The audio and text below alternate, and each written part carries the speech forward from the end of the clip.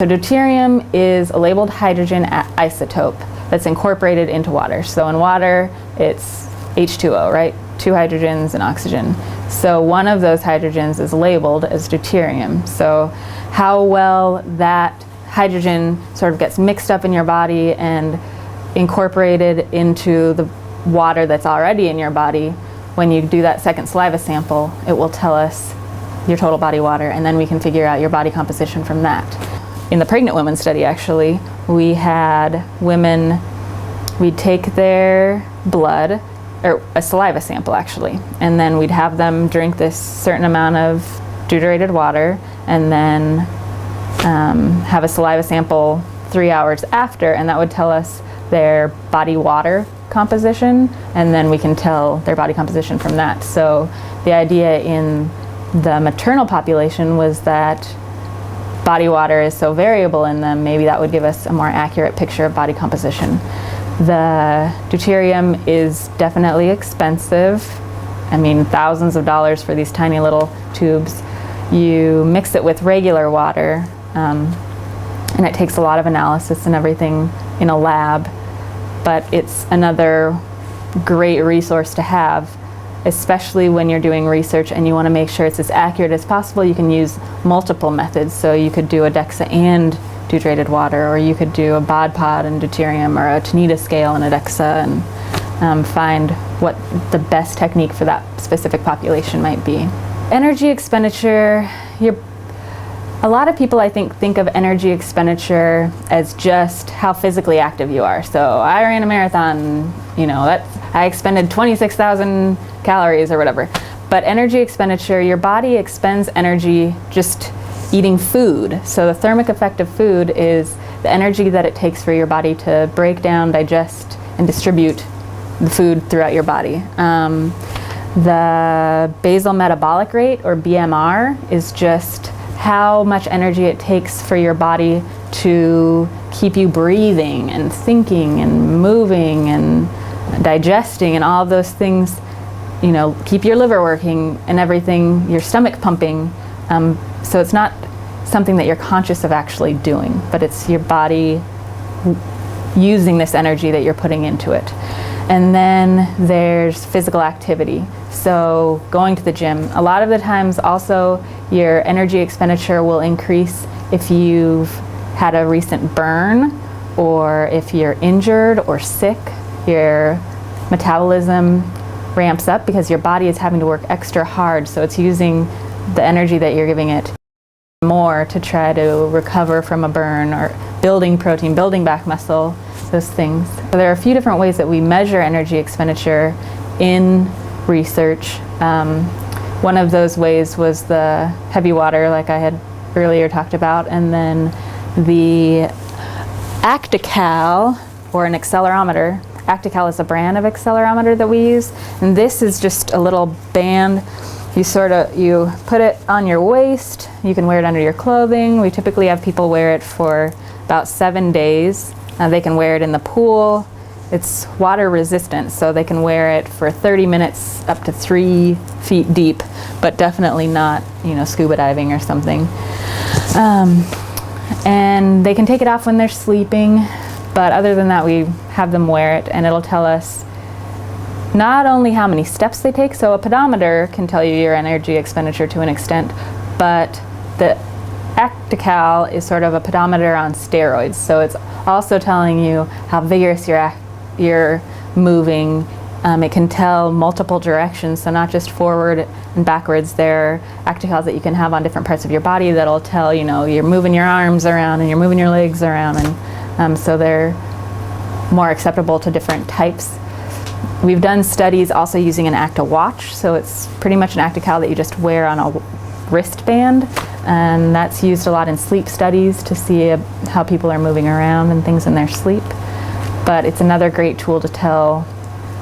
When people tell you, oh, I worked out, I walked for 20 minutes, we can see, well, how fast were you walking? Did you actually walk for 20 minutes? And so we can sort of cross-check. And then, especially in studies that you're giving physical activity prescription, so you're telling them you need to work out 30 minutes a day, 3 days a week, or we want you to work out this part of your body or whatever. You can sort of verify that is happening. And then also Indirect Calorimetry is a machine that you'll only see I've seen it clinically in an ICU, or you'll see in research. Otherwise, dietitians typically will just use an equation and get a rough estimate of how many calories a person needs. So, a 5'6", 130-pound female would need maybe 1,200 calories a day or something. And then if she's more active, you would increase that. Or less active, decrease it. If she's trying to gain weight or lose weight, that's sort of what you're playing with. But the indirect calorimetry is giving you an exact amount of how many calories your body needs just at rest. So when you're resting, how many calories it takes to allow you to breathe and to allow your body to work. We can also do thermic effect of food using an indirect calorimetry machine, but typically you really only need to get that accurate in research, or in the ICU we see it, or in burn victims when you're tube feeding somebody and you don't want to overfeed or underfeed them. So you really want to know as close as possible how many calories and what composition of calories you should be feeding them. So it not only tells us how many calories they need, but what energy source they're mainly using or breaking down. So we do it in a variety of different studies, some with populations that you aren't able to break down fat as well as typical populations. So their respiratory quotient, or RQ, would be elevated, and it would look like they were burning mainly carbohydrates. Whereas typically in a person that had been fasting for 8 to 12 hours, you would expect them to be burning more fat and protein. So turning that into carbohydrates for their body to use. So it's really interesting and a very accurate way of telling energy expenditure. It's just a little time consuming. It's hard for people to lay still for 30 minutes at a time or longer.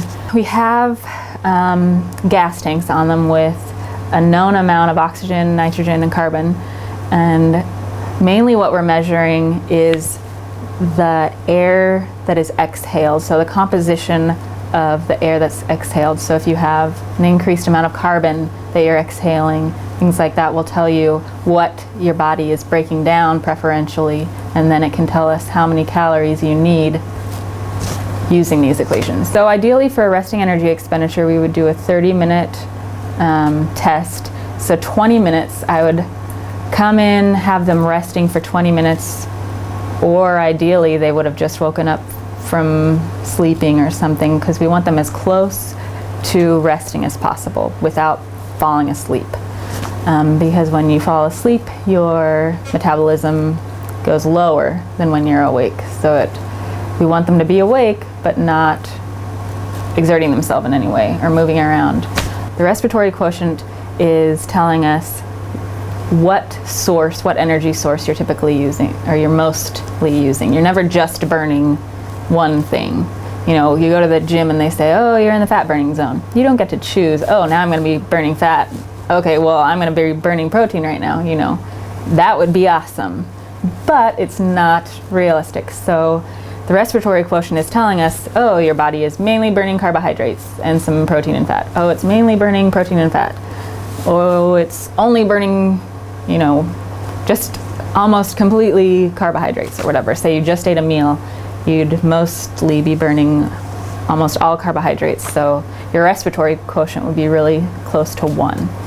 And then the resting energy expenditure, we have a predicted value based on gender, ethnicity, age, weight, height, that we predict for people. And then the indirect calorimetry is giving us like an exact number. This person, even though they're this age, this height, this body composition, this is exactly how many calories they need just to rest. And then we would decide, we could either do an ActiCal using the accelerometry to find out how active they actually are, and then use that to figure out how many calories they need to maintain, gain, or lose weight. Or we could use an activity factor, so a rough estimate again.